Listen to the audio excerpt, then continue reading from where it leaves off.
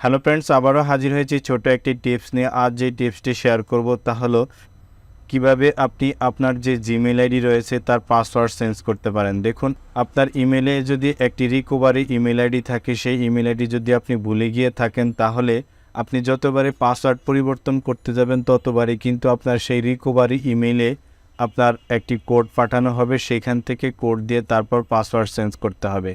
তো আমি দেখাবো কিভাবে আপনি সেই রিকভারি ইমেল আইডি ভুলে গেলে আপনার জিমেলের পাসওয়ার্ডটি নতুন করে আবার চেঞ্জ করতে পারেন। তো চলুন দেখে আসি। প্রথমে আপনার যে জিমেল আইডি আছে সেখানে আপনি এভাবে জিমেল আইডিটি টাইপ করুন।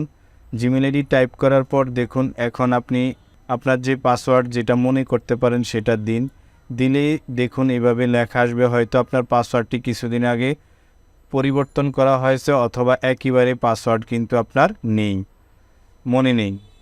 তো এরকমভাবে যদি আপনি পাসওয়ার্ড ভুলে গিয়ে থাকেন, তাহলে সেই পাসওয়ার্ডটি আপনি কিভাবে পরিবর্তন করবেন সেটাই দেখাবো।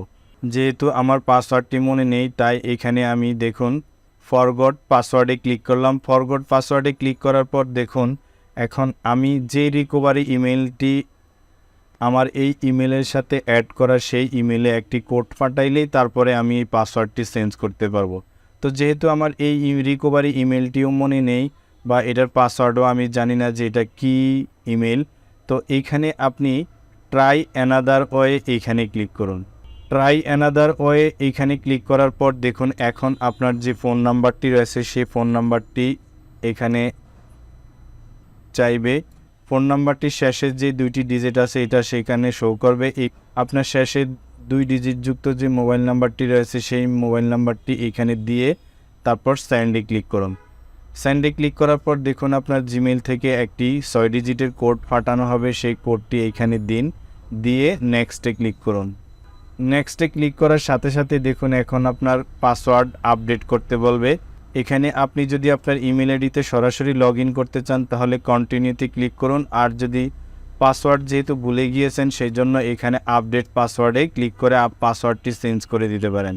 তো এখানে আমি আপডেট পাসওয়ার্ডে ক্লিক করে দেখুন নতুন করে একটি পাসওয়ার্ড দিয়ে সেভ পাসওয়ার্ড দিয়ে আমি এই পাসওয়ার্ডটি সেভ করে দিলাম। তো এইভাবে আপনি দেখুন এখন ইয়েস কনফার্ম এখানে ক্লিক করলেই আপনার যে জিমেল আইডি আছে সেখানে আপনি লগ ইন করতে পারবেন। অর্থাৎ আপনি রিকভারি ইমেল আইডি ছাড়াই ফোন নাম্বার দিয়ে আপনার এই ইমেল আইডির পাসওয়ার্ড চেঞ্জ করা হয়ে গিয়েছে।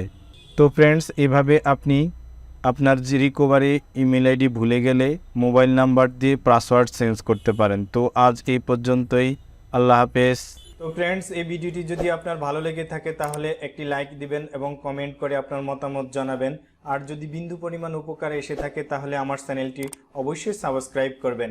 আর পরবর্তী ভিডিও দেখার জন্য বেল বাটনে একটি ক্লিক করবেন।